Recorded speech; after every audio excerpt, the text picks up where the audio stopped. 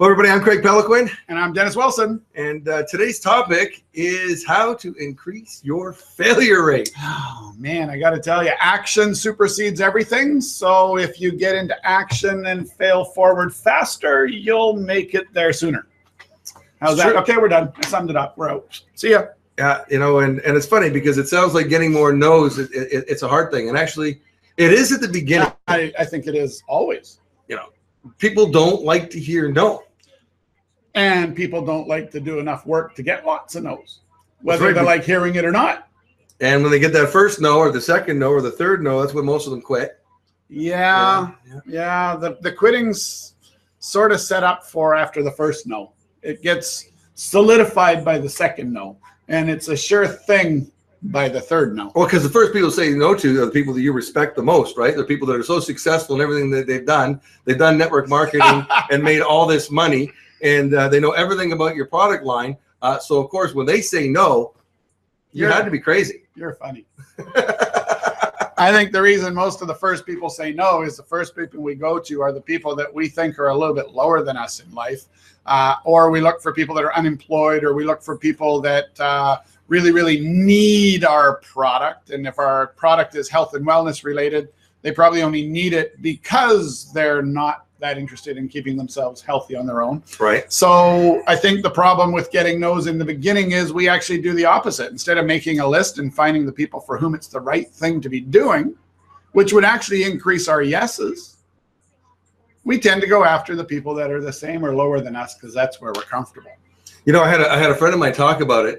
You've got three different types of friends. You got $50 friends, you got $100 friends, and you have $500 friends. Perfect.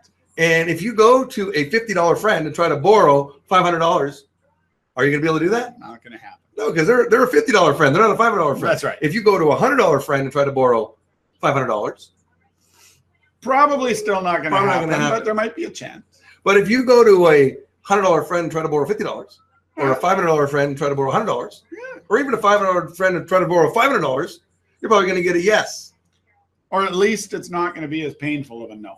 Exactly. And I think what happens in network marketing is we're going to our $50 friends and trying to sell them a $100 or a $500 business. Yeah. Or maybe we're going to our friends and telling them, Craig, if you just get in, buy this $1,000 package and man, I'll do it for you.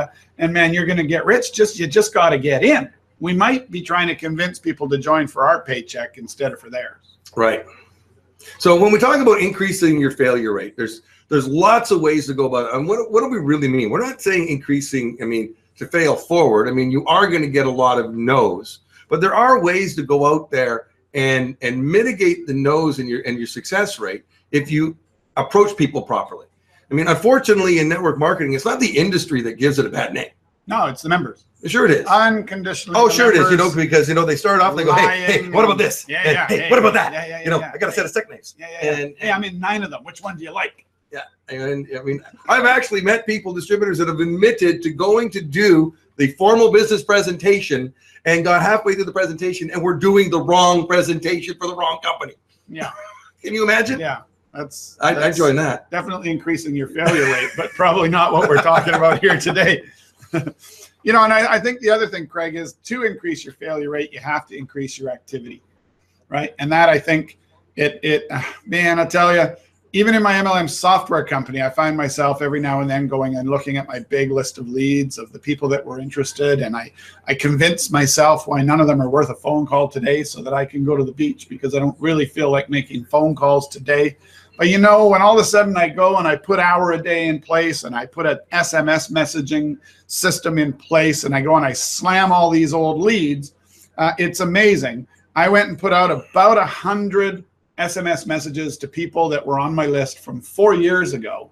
And suddenly 3 people from 4 years ago were finally ready to buy software because I increased my failure rate. Guess what? When I was SMSing them all, most of them didn't even reply to me.